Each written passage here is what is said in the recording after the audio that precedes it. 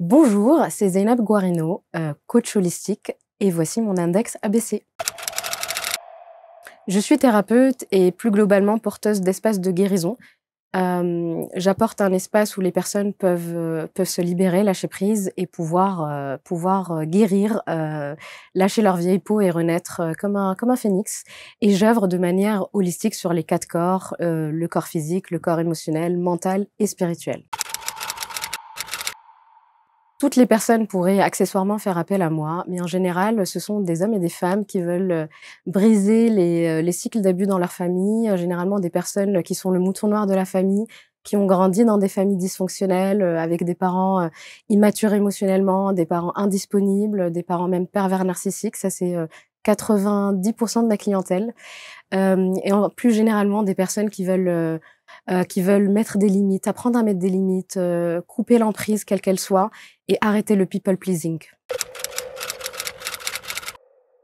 Le premier mot, ça serait intuitive. Quand j'étais petite, j'ai développé une espèce de radar, un mécanisme de protection pour grandir dans la famille dans laquelle j'ai grandi. Et aujourd'hui, ce radar me permet de vraiment me connecter à la personne et de savoir exactement ce qu'elle veut, de quoi elle a besoin et comment je pourrais l'aider. Le deuxième mot, ça serait alchimiste, parce que ma plus grande force aujourd'hui, c'est justement mes traumas, les souffrances que j'ai eues dans ma vie, qui me permettent aujourd'hui de répandre un petit peu cette guérison autour de moi. Et puis couteau suisse, j'ai énormément d'outils, j'ai cette chance-là d'avoir beaucoup d'outils dans ma petite besace, et c'est ce qui me permet d'apporter la guérison la plus sur mesure aux personnes qui viennent me voir.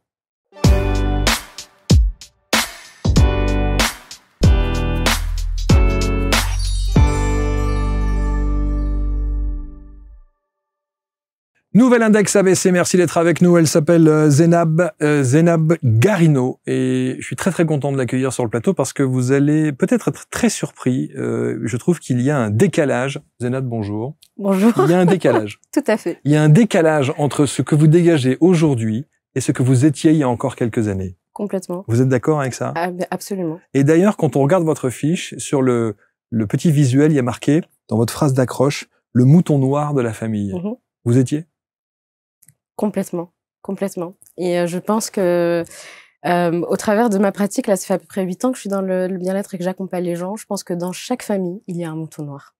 Et c'était vous? Et dans ma famille, c'était moi qui avais ce rôle. Et vous acceptez de l'endosser aujourd'hui? Vous avez fait la paix avec ça? C'est une fierté de l'endosser parce que c'est ce qui m'a permis aujourd'hui, c'est ce qui me permet aujourd'hui d'aider toutes ces personnes-là qui sont moutons noirs et qui pensent être seules. Sauf que quand on est dans le tourbillon du mouton noir, c'est pas simple. Absolument pas. Voilà. Bon.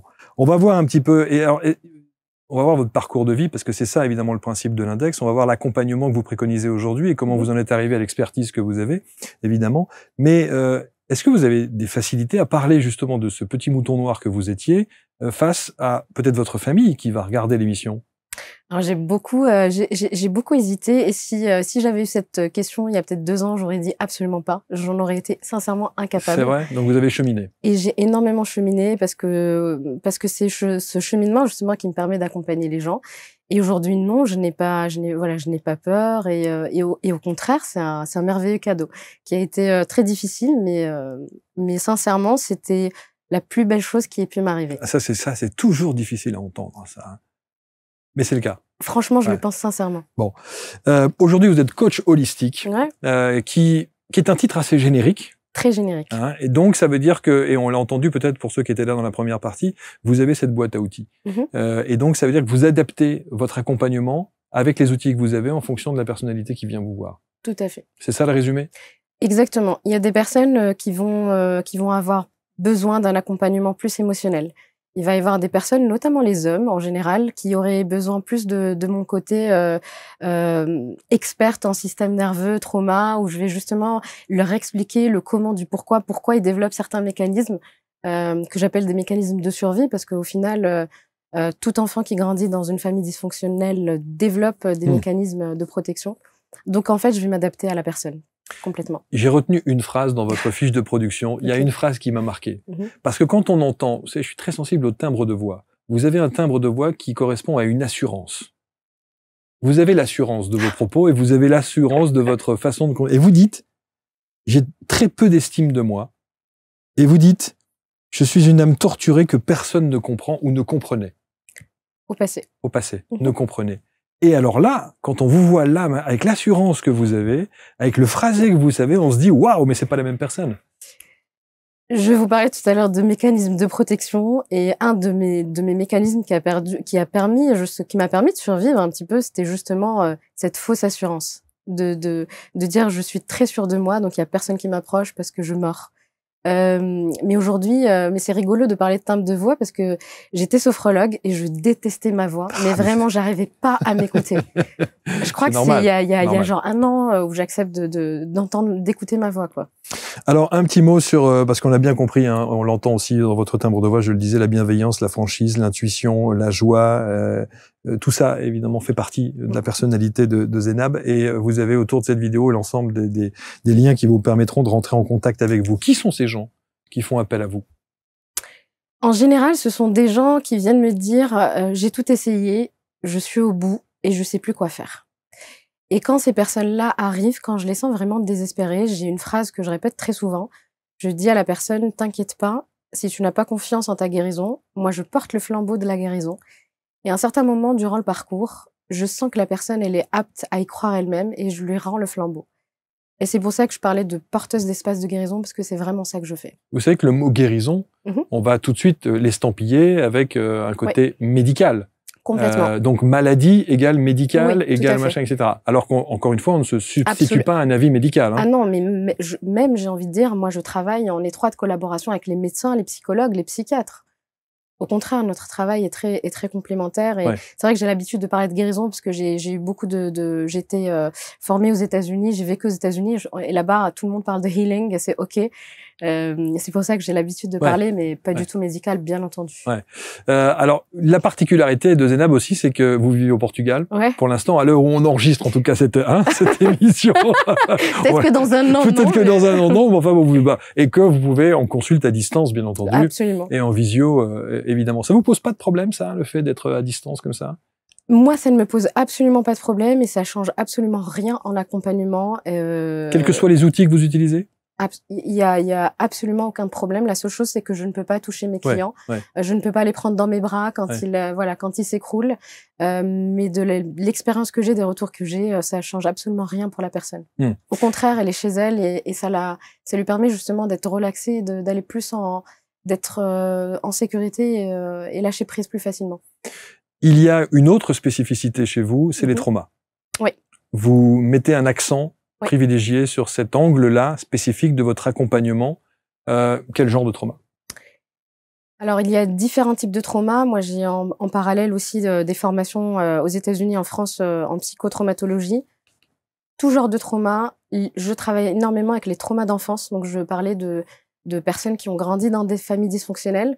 Et quand on entend un trauma, on se dit tout de suite, voilà, c'est les gros mots, c'est le viol, l'abus sexuel, etc. Et pas forcément. En fait, le trauma, ça peut arriver aussi quand un enfant, il n'a pas eu une présence, quand il n'a pas eu d'affection. Ça, c'est traumatisant aussi. Donc, trauma d'enfance et trauma transgénérationnel qu'on porte d'un grand-père qui a fait la guerre. Et voilà, le petit enfant porte le trauma de son grand-père, etc. Sur cet exemple en particulier, quel outil, alors justement, dans votre boîte à outils, vous allez utiliser pour l'accompagner? C'est le même outil pour tout le monde, en fait. Là, dans le transgénérationnel, je fonctionne énormément avec l'état modifié de conscience. Donc, on va parler au grand-père, aux ancêtres, peu importe la lignée. Parfois, l'histoire est connue, parfois, elle l'est pas. Et pour guérir d'un trauma ou pour, en tout cas, en sortir, il n'y a pas besoin de connaître l'histoire vraiment. Donc, je m'attarde sur les symptômes et c'est à partir de là que je commence, en fait, et que je m'adapte. Sur cette thématique des traumas, alors, on va tout de suite faire le lien. On va se dire, elle a vécu ce genre de choses pour en parler aussi bien aujourd'hui. Absolument, bien sûr. C'est justement en me rendant compte que j'étais porteuse de trauma d'enfance et en me rendant compte que j'ai fait une amnésie de, je crois, plus de la moitié de ma vie. Hein. J'ai des premiers souvenirs au collège, voire lycée. Et c'est vraiment en faisant ce constat sur moi-même que je me suis, je suis rentrée dans le rabbit hole du trauma. Et là, évidemment, ça secoue. Ça secoue énormément, mais je mets un mot sur ce que j'ai vécu. Mmh. J'accepte de lever le voile, et c'est la partie la plus inconfortable. Parce qu'on vit dans le déni, en fait, en fait, c'est le trauma, on y est habitué. On connaît très bien le trauma. Aller mal, c'est quelque chose qui devient naturel. Et ce qui n'est pas naturel, c'est justement aller dans la joie, le bonheur, les choses qu'on connaît pas. Et c'est ça qui est compliqué, en fait. C'est d'apprendre à vivre au lieu de survivre. Mmh. Et vous avez survécu? Alors, je vais pas dire que j'ai survécu, j'ai pas vécu non plus l'enfance la plus misérable au monde d'un point de vue extérieur, mais en tout cas, à l'intérieur de moi, c'était de la survie, toute ma vie, complètement. Et comment ça se traduisait? Comment on peut l'expliquer? Comment est-ce que sur la vie d'une petite fille, d'une adolescente, d'une jeune femme, comment est-ce que les choses se sont matérialisées? Un mal-être permanent, de l'anorexie. Si quelqu'un de ma famille m'écoute, il le savait pas. Ah oui. Des envies suicidaires, vraiment un gros passage noir dans la vie. Ok. Et là, bien entendu, comment est-ce qu'on commence? D'abord, 1, à prendre conscience de ça. 2, quel est le virage? 3, comment on aborde ce virage et avec quelle méthode? Alors, virage avec S, parce qu'il y a plusieurs virages. Parce qu'à chaque virage, on apprend quelque chose et à chaque virage, on a une claque et on se dit, ah, là, il y a vraiment un problème. Moi, ma première claque, elle a été quand j'ai fait une fausse couche à 3 mois de grossesse. Ça a été vraiment une grosse claque. Mon deuxième virage, ça a été la perte de mon papa qui est décédé le jour de mes 30 ans. C'était la seule personne de ma famille qui comptait pour moi, qui était présente pour moi. Et donc, ça a été... C'est une phrase dure que vous dites là. Hein. Ah oui, ah oui, oui, ouais. Oui. Parce que la question, évidemment, qu'on se pose, c'est où est votre maman? À ce moment-là. J'ai divorcé avec ma famille par choix il y a plusieurs années. Pour justement pouvoir m'en sortir. Vous libérer. Pour pouvoir me libérer, je ne pouvais pas rester dans l'environnement qui m'a rendu malade. Voilà. Donc j'ai fait ce choix-là. Qu'on n'est pas obligé de faire d'ailleurs, hein. C'est vraiment, on n'est pas obligé de faire ce choix-là pour sortir de ces traumas. Oui, parce que là, pour le coup, la cassure est brutale et violente. Elle est super brutale. Elle est super brutale et super violente. J'ai des clients qui passent par là. J'en ai beaucoup d'ailleurs. Et c'est très important de chercher du soutien, de chercher un accompagnement et de se faire accompagner. Est-ce que ça, c'est quelque chose que vous pouvez préconiser dans votre accompagnement, cette cassure nécessaire, ou est-ce qu'elle vient automatiquement parce qu'elle est nécessaire aux yeux de votre client? Alors, il n'y a pas une seule réponse. Sincèrement, c'est très... chaque personne doit s'adapter à sa situation et chaque personne doit mettre la limite qui lui semble le plus juste. Pour certaines personnes, ça va être « je vais arrêter de voir mes parents tous les week-ends ». Pour certaines personnes, ça va être une cassure nette. C'est vraiment très, très, très, très personnel comme réponse. Mais en tout cas, oui, elle vient du client lui-même, en fait. Hein. Absolument. Et ce qui est le plus important, c'est de mettre des limites. C'est nécessaire, c'est primordial, c'est vital. Voilà. Donc, vous avez parlé du premier événement, c'était en 2011, hein, je crois. Non, 2015. 2015, quand vous faites cette fausse couche. Il y a 2 ans de PMA derrière. Ça, c'est ce que je me permets évidemment de le dire parce que c'est ce que vous écrivez. Il n'y a aucun tabou, allez-y. Hein, non, mais il n'y a pas de souci. Et puis, il y a 2017, effectivement, avec le décès de votre papa. Voilà. Donc, tous ces événements, vous êtes dans quel état d'esprit à ce moment-là? Dans une perte de sens la plus totale, dans une perte de foi la plus totale. Pourquoi, comment, c'est pas possible. Et moi, j'ai fait prépa HEC, j'ai fait, je suis très scientifique.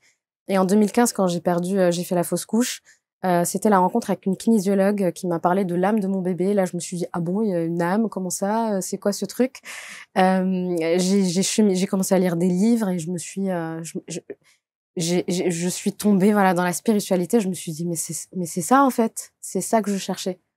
Et tout a pris sens. Donc c'était ma première vraie claque. La deuxième, votre papa. La deuxième qui m'a permis de comprendre que il est décédé donc le jour de mes 30 ans. Je venais d'être maman. J'étais en plein postpartum, donc déjà postpartum, grosse claque. Voilà. Et deuxième claque, c'est celle-ci. Et en même temps, c'est la plus belle preuve d'amour qu'il m'ait fait. On est reliés pour toujours. Ça veut dire que vous avez des signes aujourd'hui, ça veut dire que vous le ressentez, tout le temps. Et juste aujourd'hui, j'ai eu un magnifique signe. C'est vrai. Hier en arrivant et aujourd'hui. juste avant l'émission, j'ai eu un magnifique signe de sa présence. Alors moi, je le dis souvent, et dans l'index, évidemment, on est là pour se raconter un peu nos parcours de vie. Je suis toujours fasciné par cet esprit de résilience. Autant vous dire que quand vous vivez ce genre de choses, il vous en faut de la résilience. Et quand vous avez toutes ces épreuves et ces murs comme ça qui se dressent devant vous, comment est-ce que vous prenez ce fameux grand virage? Déjà, en parlant de la résilience, tout à l'heure, je parlais de trauma transgénérationnel. Et s'il y a des personnes qui m'écoutent et qui se reconnaissent dans le trauma transgénérationnel, ce que j'aime me rappeler à moi-même et rappeler aux autres, c'est qu'on hérite peut-être des traumas de nos ancêtres, mais on hérite aussi de leur résilience. Parce que si un ancêtre a fait la guerre, il a dû être sacrément résilient et courageux pour le faire. Et aujourd'hui, on hérite de ça. Et moi, j'ai hérité de ça aussi. Et je m'y accroche. C'est cette résilience et puis accepter aussi de tomber. C'est hyper important de tomber. Accepter de mourir à soi. Et voir en face, accepter déjà de ressentir les émotions. Parce que si tu ressens pas les émotions, je pense que la guérison, elle est compliquée. Mais cette acceptation dont vous parlez, c'est-à-dire vous vous accompagnez pour en arriver à l'acceptation. Absolument. C'est là, le cheminement, il est là-dedans. C'est déjà prendre conscience qu'il y a emprise, qu'il y a des traumas, qu'il y a un dérèglement quelque part, une toxicité, un mal-être, un vide intérieur. Ça peut être des gens qui viennent me voir et me disent, mais je ressens un vide intérieur. Ou bien je suis en colère tout le temps et je sais pas pourquoi. Et donc, ma question préférée, c'est l'enfant à l'intérieur de toi, il a quel âge? L'enfant qui est en colère. On va aller le voir, cet enfant, qui souvent, il est exilé quelque part. On va aller lui demander qu'est-ce qu'il a, de quoi il a besoin, qu'est-ce qu'il lui faut. Pourquoi il y a de la colère? Parce que la colère, c'est juste de la souffrance, en fait. Voilà. Et donc, qui vous a accompagné à ce moment-là? Sans donner de nom, évidemment, mais quel travail vous avez fait pour cette acceptation? Énormément de pratiques différentes. Je suis passée de la naturopathie, la sophrologie, la kinésiologie, la psychothérapie, vraiment énormément d'outils. Et il n'y en a pas un spécifiquement qui vous a plus parlé qu'un autre? En toute sincérité, ce qui m'a le plus parlé, c'est mon expérience. Ouais, c'est ça. Ouais, c'est votre expérience. Ouais, c'est ça. Ouais. Donc effectivement, vous allez prendre ce virage-là qui est quand même déjà extrêmement courageux, parce que quand on est au fond, il faut pouvoir redonner ce coup de rein qui permet effectivement de remonter comme ça à la surface. Hein. La seule chose qui nous reste, c'est de remonter. On peut pas descendre plus bas. Donc qu'est-ce qu'on veut faire si on veut rester ici? On a deux choix, partir ou rester. Et si on reste, ben ok, c'est ça. On remonte les manches et on y va, quoi. J'y vais. Je regarde l'inconfort dans les yeux et je lui dis, OK, qu'est-ce que tu viens me dire? Qu'est-ce que tu veux? Voilà. Donc, vous vous formez à toutes ces pratiques que vous avez énumérées tout à l'heure. Ensuite, est-ce que vous allez tout de suite vous dire, ça y est, c'est ça, c'est ma voie, je vais m'installer, je vais ouvrir un cabinet, je vais commencer des consultations et des accompagnements?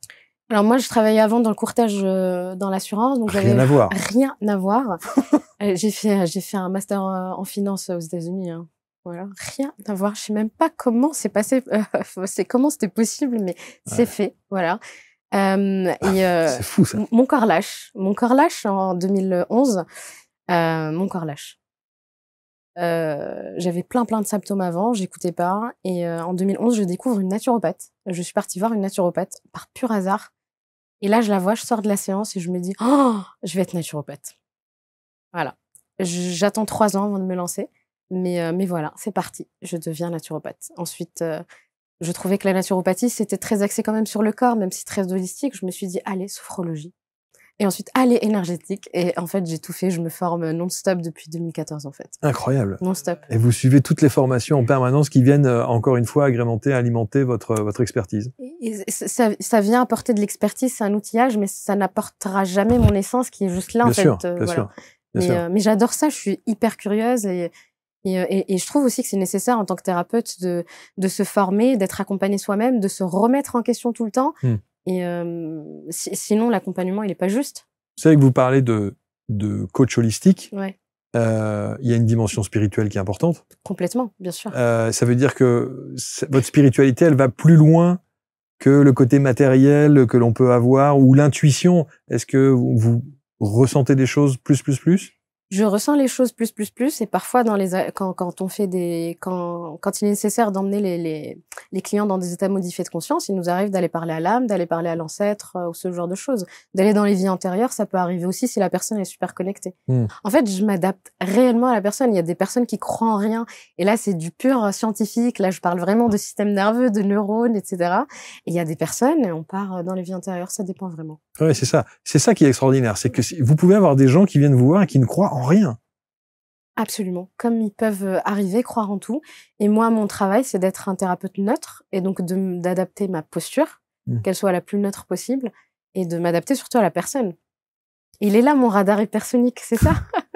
Ça, c'est magnifique. Alors, on va dans l'index, je demande souvent à ceux qui s'installent sur les canapés de nous raconter, de garder en mémoire peut-être une histoire qui vous a profondément marqué, un avant-après. Quelqu'un qui vous consulte et qui a besoin évidemment de votre accompagnement. Et au fur et à mesure, vous voyez la transformation, l'évolution. Si quelqu'un vous a profondément ému ou touché ou marqué, vous pourrez nous raconter ça dans un instant. Avec plaisir. Vous nous disiez que vous veniez du Maroc? J'ai grandi, je suis née, j'ai grandi au Maroc. Vous êtes né, grandi au Maroc. Est-ce que justement le fait d'avoir comme ça cette dimension spirituelle a posé un problème notamment dans votre culture au Maroc? En fait, la spiritualité n'existait pas pour moi à l'époque. C'était pas quelque chose, en tout cas, dont je parlais. Mais en grandissant, là, je me dis, mais en fait, j'étais très spirituelle. En fait, mon père était très spirituel. En fait, la spiritualité a toujours été là. Mais je ne lui donnais pas un nom, en fait. Et aujourd'hui, oui. Aujourd'hui, complètement. Complètement. Ça fait partie intégrante de ma vie, en fait. C'est pas juste une mode ou. Ouais. Je suis un être spirituel dans ce corps-là, physique. Ouais. C'est fou pour quelqu'un qui vient d'un cursus universitaire plus pour le coup, master en finance aux États-Unis et autres. C'est pas du tout ce qu'on vous apprend comme on dit, sur les bancs de la fac, En même temps, si j'étais arrivée dans une famille super sympa, qui m'avait laissé faire les études de mon choix, aujourd'hui, je serais pas thérapeute. Et qu'est-ce qu'auraient été vos études Parce que si vous dites, si on m'avait laissé faire mes études sans avoir cette dimension spirituelle, vous auriez fait quoi? En fait, c'est rigolo parce que je voulais être psy. Ah ben voilà. Donc là, je me dis, je voulais être psy ou danseuse. Voilà, prof de danse. J'ai fait danse toute ma vie. D'ailleurs, la danse, ça a été très salvateur pour moi. Ça m'a sauvée. C'est un exutoire. De m'exprimer par mon corps. Et donc, voilà, je me disais, je vais être soit psy, soit danseuse. Mais j'avais le droit d'être avocate, notaire, de faire finance ou voilà, c'est tout, grosso modo. Donc vous vous coupez effectivement de ce lien familial, par obligation parce que votre papa part prématurément, la cassure avec votre maman, et donc vous grandissez quand même normalement? Dans mon enfance, vous voulez dire? Ça veut dire quoi, grandir normalement? C'est-à-dire que vous n'avez plus le cadre familial, pour le coup. Non, la cassure avec ma mère, elle est venue en tant qu'adulte. Ouais, c'est ça. Non, mais enfant, j'ai grandi avec mes parents et une enfance tout à fait normale, et banale aux yeux de tout le monde. C'est vraiment... s'il y a des gens qui me connaissent et qui m'entendent, ils vont me dire de quoi elle parle. C'est ça. Non, mais parce que quand vous parlez de trauma... Absolument. C'est pour ça que je vous disais, le trauma, en fait, c'est très, très méconnu encore en France. C'est vraiment méconnu, le trauma. C'est pas forcément... c'est pas que le Bataclan. C'est traumatique, c'est un événement traumatisant. Mais en fait, le trauma, il peut être complexe et il peut être hyper insidieux. Tous les jours, un peu. Un parent alcoolique, c'est traumatisant. Un parent dépressif, c'est traumatisant. Un parent qui est immature, c'est traumatisant. Il peut y avoir tellement, en fait, de bien sûr. Oui. Un trauma, c'est pas que des coups.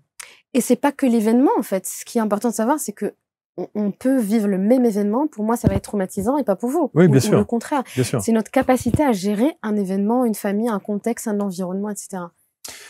L'histoire. Racontez-nous une histoire de quelqu'un qui vous a profondément marqué, que vous avez accompagné, où vous avez vu effectivement cette transformation incroyable, parce que... Il y en a plusieurs. Mais je vais parler d'une de mes clientes que j'ai vue juste avant l'émission. D'ailleurs, je ne savais pas que j'allais parler d'elle, qui m'a profondément marquée parce que justement, elle est venue, elle était dans un état vraiment lamentable avec de grosses pensées suicidaires.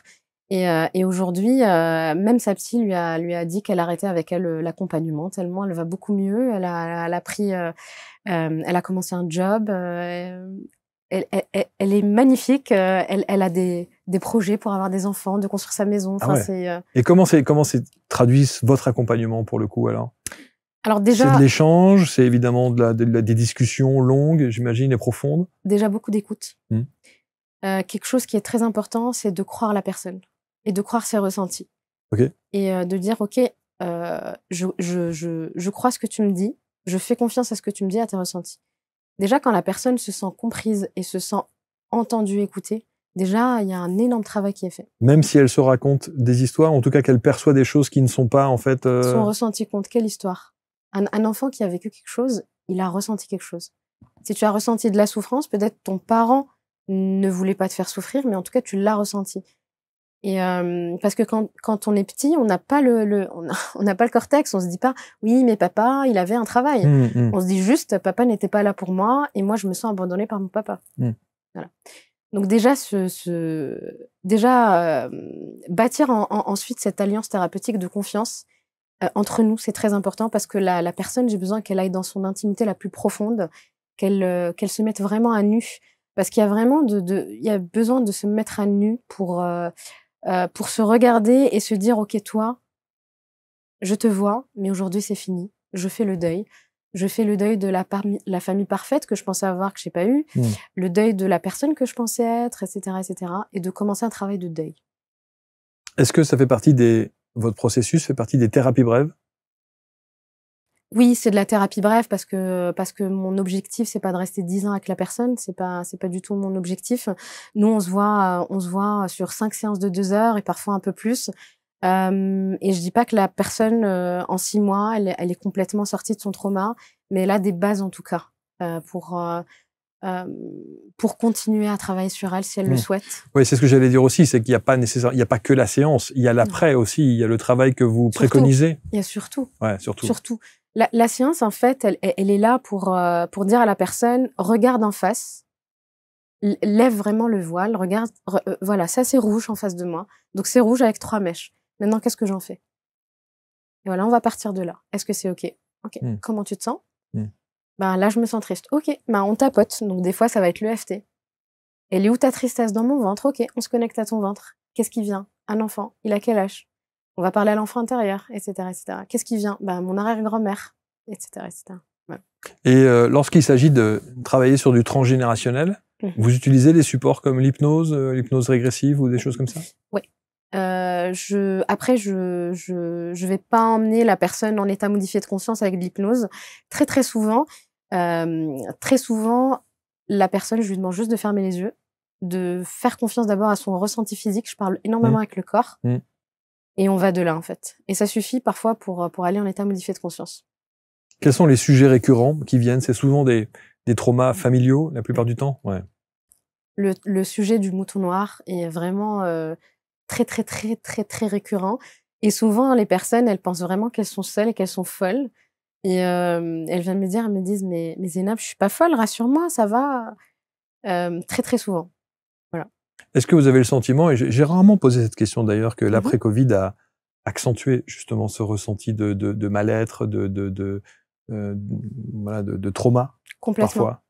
Bah déjà, il faut savoir que le Covid, ça a été un trauma collectif. Et le trauma collectif a besoin d'être pris en compte, pris en charge. C'est pas le cas en France, malheureusement. Et beaucoup de personnes ont été isolées. Beaucoup de personnes ont été face à elles-mêmes.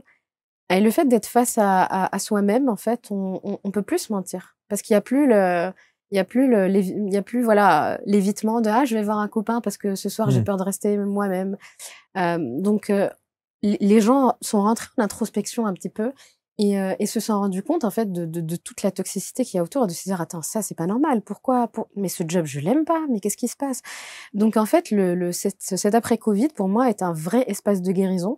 Libre à chacun, voilà. Il y a des personnes qui n'ont pas choisi de le faire, mais énormément de personnes ont choisi de partir dans le: «Attends, mais je suis qui, en fait?» Et il y a plein de personnes qui viennent me voir et qui me disent: «Mais je ne sais même pas qui je suis», et je leur explique à quel point c'est normal, quand on grandit dans des schémas dysfonctionnels, de pas savoir qui on est. C'est normal. Et les enfants? Non, je n'accompagne pas les enfants. Non, j'accompagne pas les enfants intérieurs. Mais en fait, le fait d'accompagner des adultes qui eux-mêmes deviennent parents ou ont des enfants, ça fait qu'en fait, ça brise la chaîne. Exactement.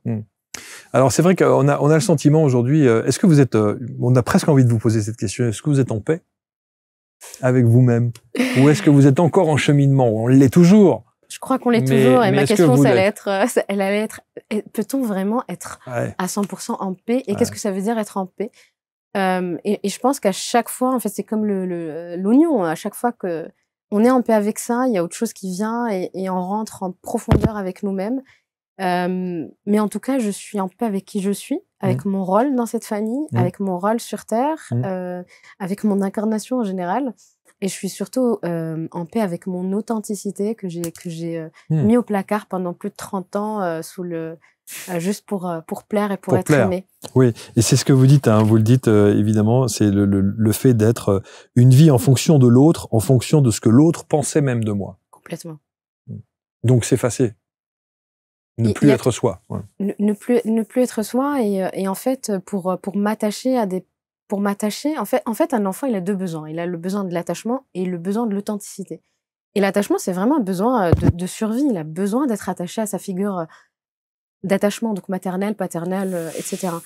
Et quand l'enfant il commence à être en colère ou à être triste et qu'on lui dit tais-toi, et qu'il a l'impression que son parent l'aime pas parce qu'il s'exprime ou qu'il exprime son authenticité, il va dire ciao l'authenticité, j'ai juste besoin que tu m'aimes.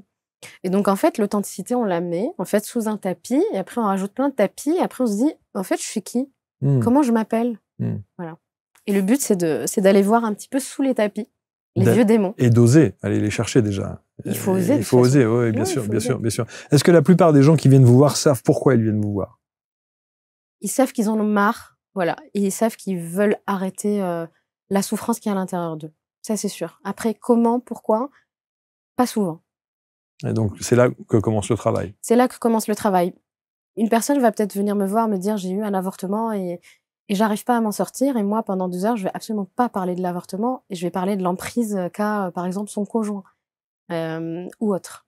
Ou d'aller dans un abus qu'elle a eu durant sa vie, etc. Oui, parce qu'il y a des gens, effectivement, qui peuvent penser avoir une problématique spécifique et donc venir en disant je sais que mon problème est là et que le travail commençant, on peut se rendre compte que c'est tout autre chose. Après parfois par mécanisme de protection, on a envie de se dire le problème il est là parce que c'est trop douloureux d'aller voir ailleurs. Donc c'est pour ça que je parlais tout à l'heure de confiance, il y a besoin de se sentir complètement en confiance pour dire à la personne t'inquiète pas, on va aller voir ailleurs. Mais tu vas pas mourir, tout va bien se passer. Et si ça se passe pas bien, j'ai les outils pour t'accompagner, pour revenir t'ancrer dans le moment présent. Voilà. En tout cas, c'est une belle expertise que vous avez. Merci. Et je trouve que qu'est-ce qui vous reste aujourd'hui de la scientifique, économiste, HEC et autres? Qu'est-ce qui reste aujourd'hui?